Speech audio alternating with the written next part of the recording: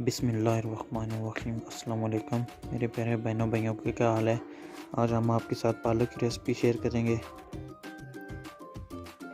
ये कैसे बनाई जा सकती है, बहुत ही ईजी है। चलिए मैं आपको बताता हूँ।